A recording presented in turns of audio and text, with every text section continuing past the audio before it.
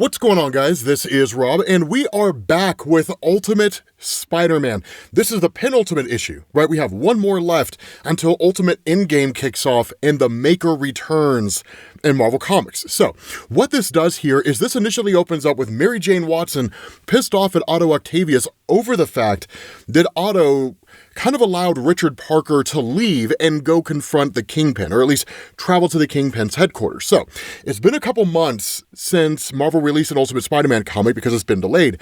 Let's fill in some gaps here. So a lot of you guys probably already know, or at least remember, that Peter Parker's son, Richard, in this universe, basically got what you and I might call the Venom symbiote. It's not a true Venom symbiote like the one from the main Marvel universe. It's more tech-based than anything else.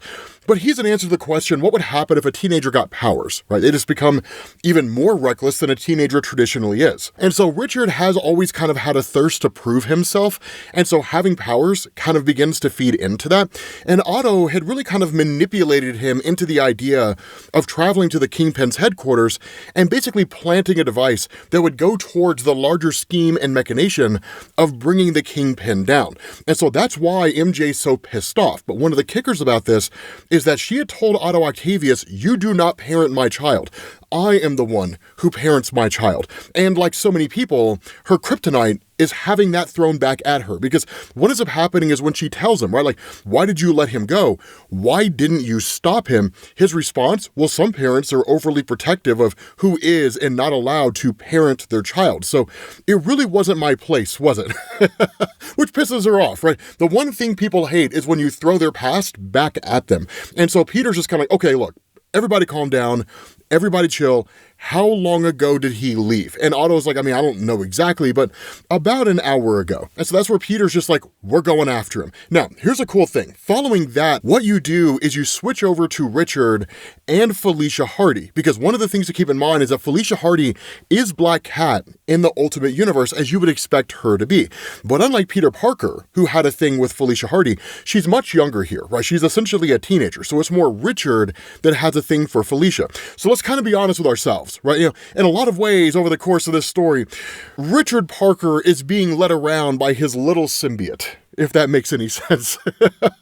Like the guy's thinking with his hormones. And so what's kind of cool here is how they converse with each other, right? He says, funny place for our first real hangout session. And that's where she's like, nobody talks like that, Richard, right? And be serious. And so he's kind of like, I am serious, Felicia. Like, why are we on the side of the building? And Felicia tells him, right, it was the specs showing us where we're supposed to plug the device in. And she says, looking at the plans, I'm guessing that the node was originally accessed from some other place. And Richard's just kind of like, yeah, right, the Stark-Stain building, if I had to hazard a guess. Of course, the Stark-Stain building basically being Howard Stark and Obadiah Stane, who initially worked together at the beginning of all of this before Stane was killed and Howard Stark seemingly disappeared with everything that was going on with the Maker. And so what ends up happening is Felicia says they zeroed out one of the elevators to serve as access to the node through the sub-basement, except you can only access it on the 23rd floor. So we either enter through the lobby, where there's normally a ton of security, then go up to go down, or maybe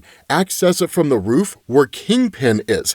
The problem with this, and this is one of the things to know, when it comes to the Kingpin, he keeps these buildings under lock and key. You don't just walk in, right? So it's not simply just a matter of security, it's also a lot of artificially intelligence-based security systems that are functioning here. And so where Felicia Hardy is a prodigious thief and is able to do enough to do things like hack the cameras in the elevators and stuff like that, so they don't really get seen. Once they actually get down to the tunnel itself, it's a scene straight out of Ocean's 12, right? Just like lasers everywhere. Motion sensors, the whole 9 yards. And so at that point, you jump over to J. Jonah Jameson and to Uncle Ben. Now, for those of you guys that need a little bit of a refresher about this, J. Jonah Jameson and Uncle Ben run their own newspaper system. The idea behind this was that they had effectively left the Daily Bugle just because of the fact that the Daily Bugle had basically become the propaganda arm of the Kingpin. The Kingpin, of course, serving the Illuminati. And so the Daily Bugle was just designed to lie to people. right? It was a newspaper source designed to basically give people false news and to contradict what was truly happening out there in the world. And because the average person either didn't have the wherewithal to know what was going on out there or just didn't care about the truth, it's ultimately led to the Daily Bugle becoming exceedingly influential in pulling the wool over people's eyes. And so J. Jonah Jameson and Uncle Ben launched their whole newspaper as a way to counter that. But what they've also done is stockpiled information on the Kingpin, what's truly happening out there in the world, all of which goes towards the return of the Maker. And so what ends up happening is Otto tells them, right? He says, when we send the message, and as the Maker's great mechanism of control means every broadcast device in the world is integrated, every screen will display the same thing, giving us power over that system for 3 bursts of 30 seconds. That long and no longer. After 3 times, we will most certainly be locked out, or worse, they will have traced our location.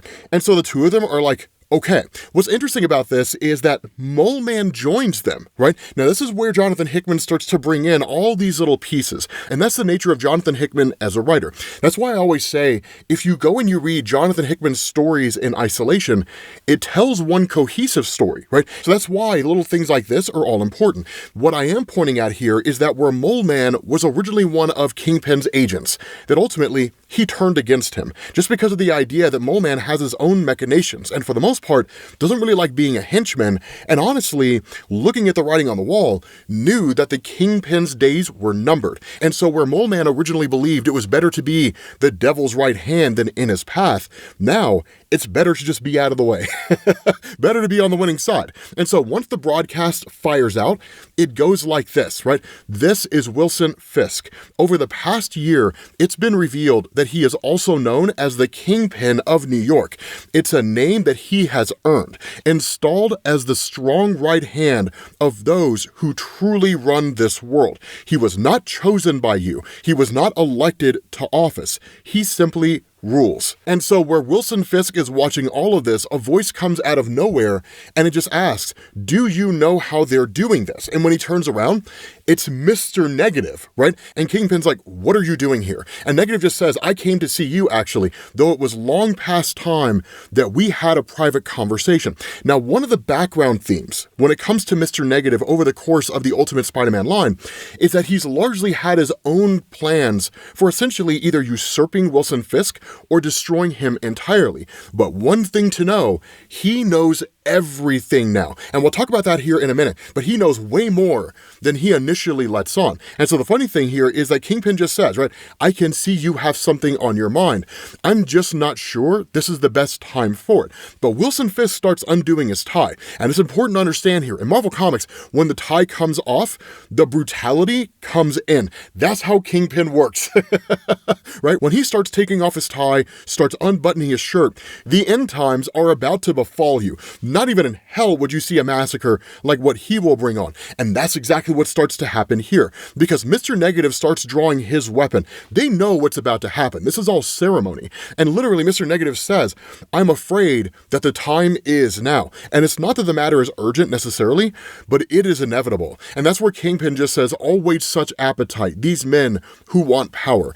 I understand it well. And he just says, I am going to break you now. Not because you deserve it, though I'm sure that you do, but because all this makes me want to hurt something. And so Kingpin, right, just starts cracking his knuckles. And he's like, I am curious how you got through all my bullseyes without them alerting me. Did you bend their minds? Make them yours, right? Did you dominate their wills? And the response of Negative, I would have, but there was no one there. It seems that your men had somewhere else to be. And at that point, you pick up with Harry Osborn and Mysterio. Now, here's one of the crazy things about this, which, by the way, the last video I misspoke and said that it was Quentin Beck that was taken by Mr. Negative. It was actually Wesley, right? People were super quick to call that out. They're like, Rob, you're wrong. But the cool thing here, right? Here's the funny thing about this.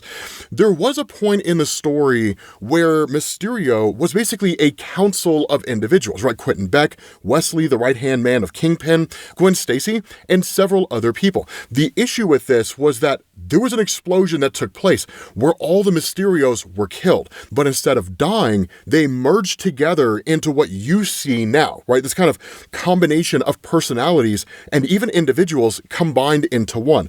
And it's why they repeat themselves, almost as if there's some kind of a hive mind that all kind of have to agree in order for anything to happen, which fits very neatly into the nature of the Mysterio Council, which is that they all had to agree that an act could be taken before that act could be taken. And so that's why when Harry Osborn says, that's a lot of bullseyes, the Mysterios say, move them for us. And they say it 4 times. And that's when Gwen says, move them for me. Now, Harry Osborn, right, still very much in love with his wife, despite the fact that she's nothing like the Gwen Stacy that he remembers, right? At least not physically. He says, sure, no problem. And literally just goes in to confront these bullseyes. What's crazy is a voice comes out of nowhere and says, stop, let them through. And that's where the bullseyes are just like you heard him, follow me. And like they all part. They all just separate. There's no fight that goes on here.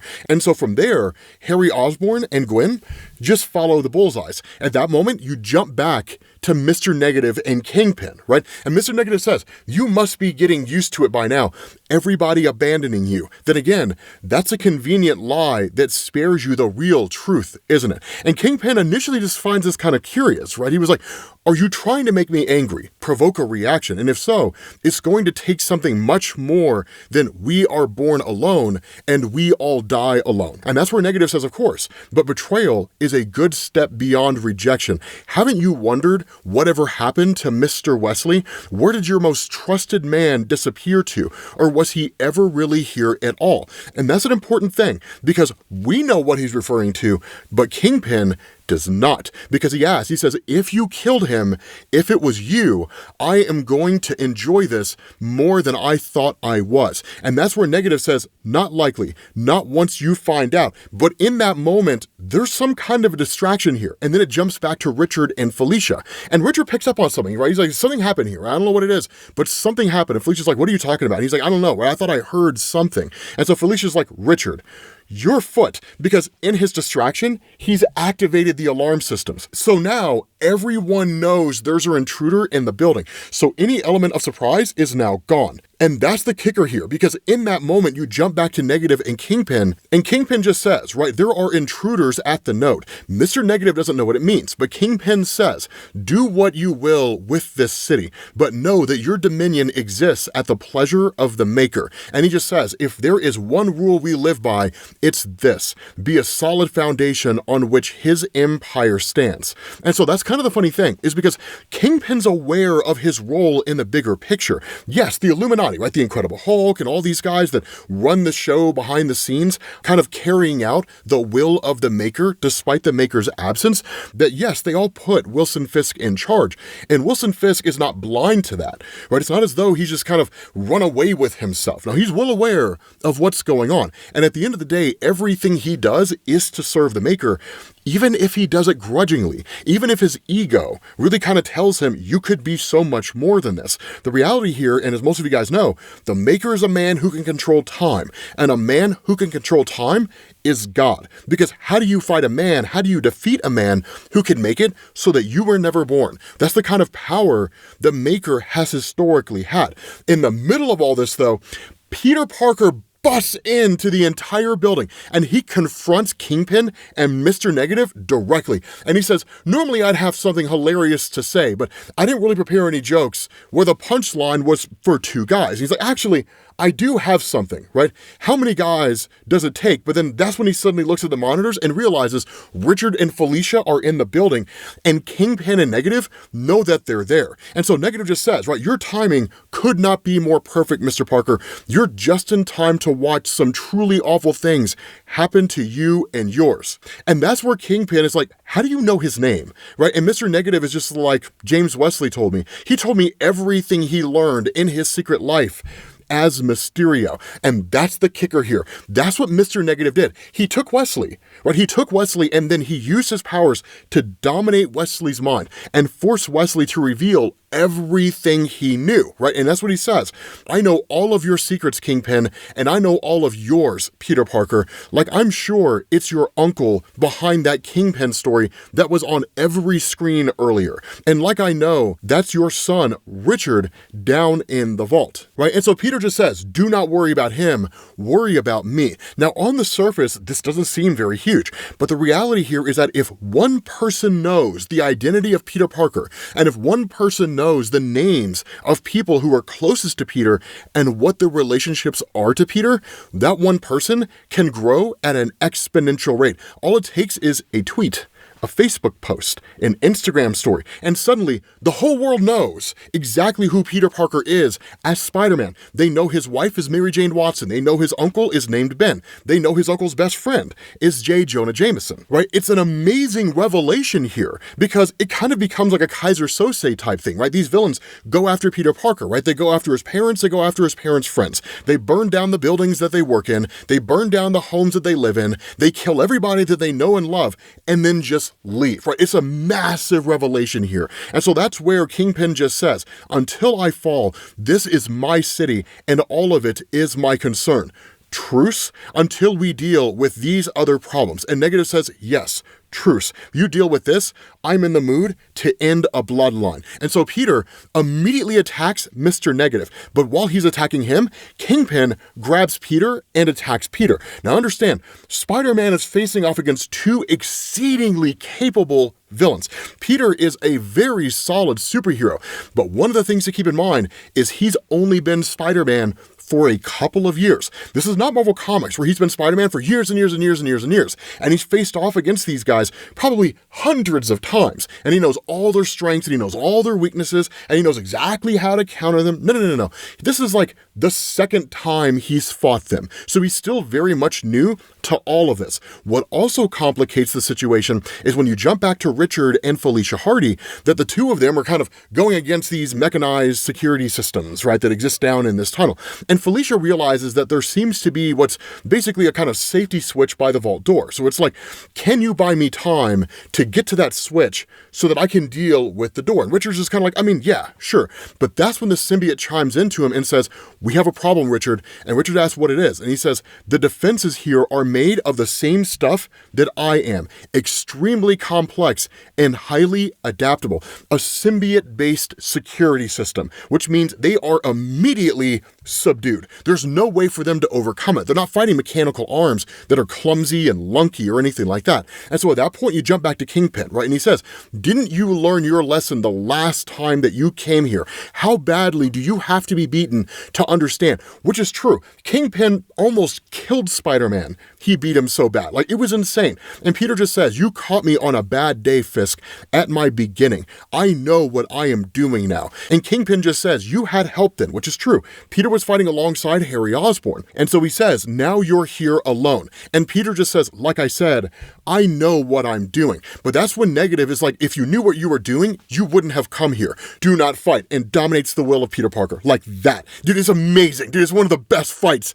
that I think I've ever seen. And because Peter can't fight back, Kingpin just starts hammering this guy. And so in that moment, Peter calls for help and he says, Harry, are you there? You jump back to Harry Osborn, right? Who has been brought by all the bullseyes to the person that told the bullseyes to stand down. And one of them says, I present to you Henry Duggery, Captain Britain of the Makers Council, i.e. the Illuminati, an aristocrat of our secret world, our master and yours. And Henry just says, right, like, let's not stand on formality. Please come in. And I have to say, when you reached out to me, my curiosity was barely piqued. But now that I'm here, now that I've surveyed what's become of my territory, I have to say, I am more interested in how you might run things, Mysterio. That's the kicker. It's the revelation that Mysterio made this bargain behind Harry's back. But that's the problem. Harry is looking at Mysterio through the lens of Mysterio is my wife, Gwen Stacy. She's a member of a larger council, and so I'm talking to Gwen now. He's not thinking of Mysterio as a kind of hodgepodge of various entities combined together, acting of its own accord, with only one small portion of that being his wife. And if there's anything that had been established is that while Gwen Stacy does very much care about her husband, the machinations and the goals of the Mysterio Council exceed everything else, because the destruction of the Maker, the defeat of the Maker, is more important than everything else. And that's where Harry's taken by surprise. And Mysterio just says, we have many plans. And so Harry's just like, what do you mean? But that's when Peter chimes in and it's like, Harry, can you hear me? Harry, I need your help, please. Now, lest we forget, the AI built into Harry's suit, not that dissimilar from the AI in Iron Man's suit, is modeled after his father, Norman Osborn. And Norman Osborn is a very harsh figure for Harry, not in the sense that he torments his son, but in the sense that in a lot of ways, he forces him to confront the realities of the situations that he's in. And in this particular instance, Norman, albeit acting like a bit of a dick, just says, fascinating, isn't it? How you are ignored so often and then pulled at all at once. And he says, so what's it going to be, son? Will you stand by 1/5 of a wife or run off to save a better man than you will ever be? Where does your loyalty lie? Do you have any agency at all? Or are you just a thing to be pulled to and fro? And that's where Harry makes a choice. And he just says, I'm sorry, Pete. And he leaves Peter to his fate. And so at that point, Peter kind of starts to overcome the will or the power of Mr. Negative. And Negative just says, no fighting back. Remember. And Peter can't bring himself to launch any meaningful punches. And so that's the cool thing here, is because at that moment, you jump back to Jameson and Uncle Ben, along with Otto Octavius, and they continue making this broadcast. And so that's where Otto is asked, right? Are you ready for the second signal? And Otto just says, whenever you are. And that's where Uncle Ben says, sending it. And so you get this amazing broadcast over everything that's happening, where it says, make no mistake, the Kingpin is not rich. He is not famous. He is not influential. He is power. He decides what kind of life you are allowed to have. And this is what they do. They rule. And we are expected to take it. They feed you a fake idea of life. They feed you, and then you laugh as you choke on it. And so with all of that having happened, Peter Parker being beaten to death by the Kingpin just looks on all of this and just says, it's done. He is finished. And Negative just says, such grand plans, right? Such broad ambition to topple kings and seed hope for the hopeless. Such a hero. I expected more. And Kingpin just says, take the lesson for what it is. The rabble always talk about revolution until the blood comes out, and then all they do is bleed. And so Negative just says, I will take care of the sun. You finish up here. Only to find out, Peter's not dead. He stands up and he says, no, right? This is not over. I am just getting started. With that being said, guys, we're going to bring this video to an end. It's one heck of a way to end this comic. Massive cliffhanger. Thank you guys for watching, and I will catch you all later. Peace.